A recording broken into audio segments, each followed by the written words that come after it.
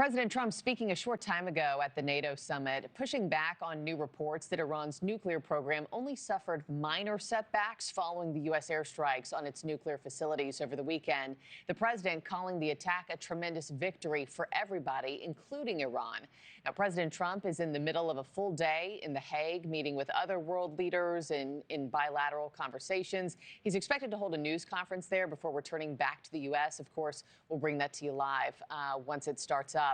Joining me now, I have Nile Gardiner, who is at the NATO summit. He's a former senior advisor to the late British Prime Minister Margaret Thatcher and is director of the Heritage Foundation's Margaret Thatcher Center for Freedom. Nile, good morning to you, and thanks for joining us from abroad.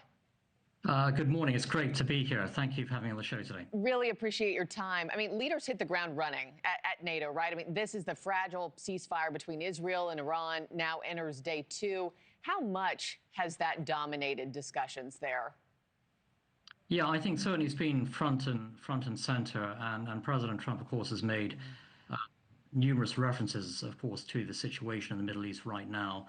But, you know, I think across the board here at the NATO summit, there's very strong support for President Trump, his actions against the Iranian regime. I think this is a very united NATO alliance, and American leadership is alive and well on the world stage, as we're seeing here at The Hague right now.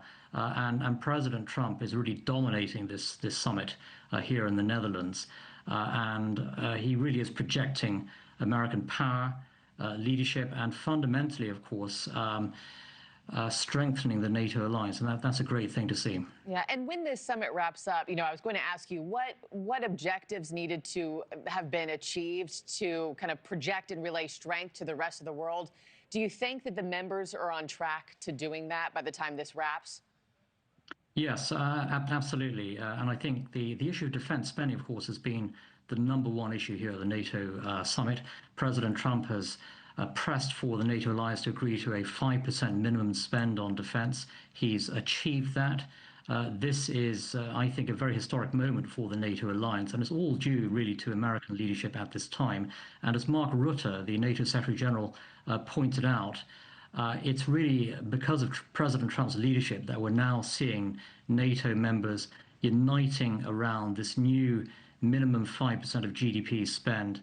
This sends a very powerful message, really, to the Russians, to the Chinese, to the enemies of the free world, that NATO is going to be a lot stronger in the years to come. And that's all due to the leadership, really, of President Trump at this time. Yeah, you bring up Russia, of course, the Russia-Ukraine war, one of the main objectives here this week, too. Ukrainian President Zelensky is also at this summit, where he'll be seeking more support from Western allies in his country's fight with Russia. What are you expecting on that front? Yeah, I mean, there's already been, of course, very, very strong support for Ukraine at this summit. I think that there's a broad recognition here in The Hague that the Russian bear must be stood up to. And I do think that the reality is that the Russians cannot fight this war forever. They do not have the resources to continue this war. President Trump wants to bring an end to the war in Ukraine as swiftly as possible.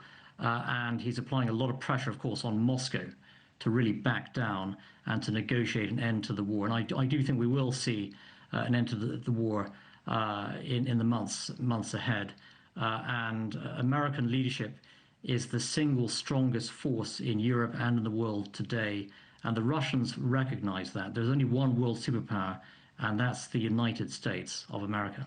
Thank you for watching. Subscribe below and download our NewsNation app right now on your phone, and you will get fact-based, unbiased news for all Americans.